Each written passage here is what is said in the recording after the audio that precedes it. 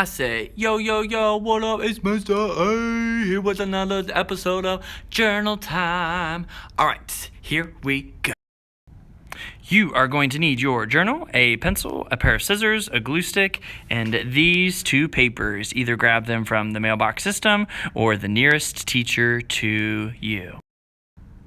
Let's go ahead and flip to our table of contents. The last few entries here are noted, but the most current one is our pages 39 to 40 with the title of In Depth with Types of Governments. So take a moment here to make sure that your table of contents is all up to date.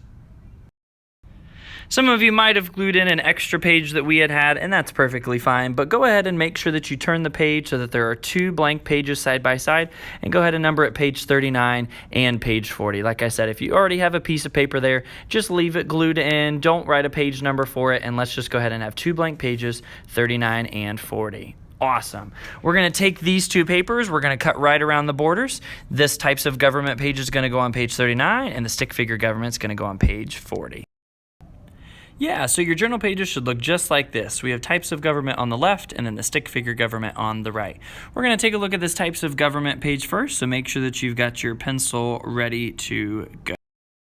So we're going to take a look at the three main types and then kind of learn a little bit about a fourth type as well. So the first one is dictatorship, and what it means is that there's absolute control by one person. And how is the leader chosen? Well, in a dictatorship, the leader is chosen by complete force. Usually this involves some sort of military power, and there's a lot of fear involved in a dictatorship. When we think about a monarchy, they have rule by usually one person or a couple, and we think of king or queen. And so monarchy, the leader is chosen through a family bloodline. Now they will vote for some of their parliament people, but the main overall leader of the monarchy government is passed down through the family. A democracy, which is what we live in, and there are different types of democracies, but either kind of democracy is always held by some sort of vote. So the whole people really have a lot of say in a democracy. And then for our oligarchy, the rule is meant only for a few people, a very small group, and the leader is chosen by a small elite group for selfish reasons. So an oligarchy is a type of government where money is everything, and only a few people have a lot of money, and they're the ones who take power and do anything they can to keep that power. So make sure you've got those filled. And when we think, what does that leader's power look like? Well, in a dictatorship, the dictator holds all power and they make the laws. They don't care about what anyone says. It's all what they want. In a monarchy, the king and queen are the head of the government and the lawmaking, but they do have, like I said, an elected parliament. And parliament is, think of it as another word for Congress, right? We have House of Representatives and the Senate. People in a monarchy call it the parliament, and there's only like one group. There's not separate groups like we have.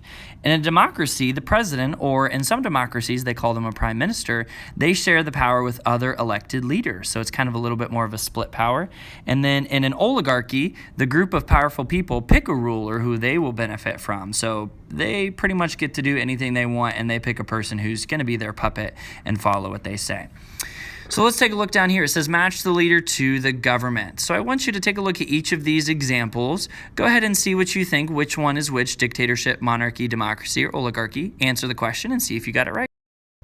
So the first one, the members of Parliament of New Zealand are elected. That's the key word there. That's a democracy, because when you get to vote, even though we see the word parliament, we know that elected means to vote. So democracy for the first one.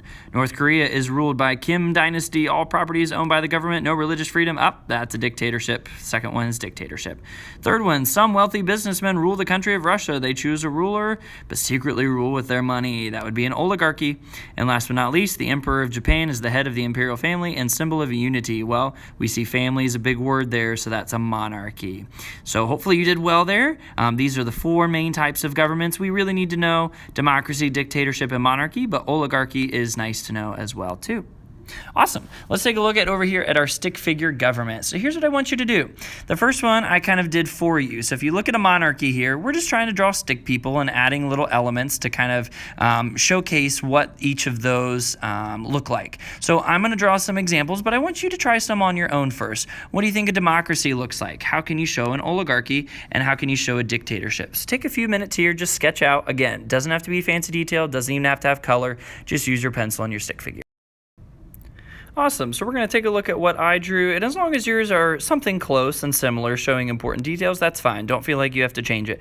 But if you feel like you really missed the mark, you're more than welcome to go ahead and change it. So for democracy, I drew an American flag because obviously we are a part of democracy. I drew a little voting ballot box with a guy who's going to cast his vote, and then kind of showing a total number of votes between Republicans and Democrats because we have two separate parties, but we get to choose who is in our office. For an oligarchy, I kind of drew a little scene here with the mountains showing that they are on top and they're holding money, right? So they are on top because they have money. And then there are other people down at the bottom, but they're much, much smaller because they don't have any of the money.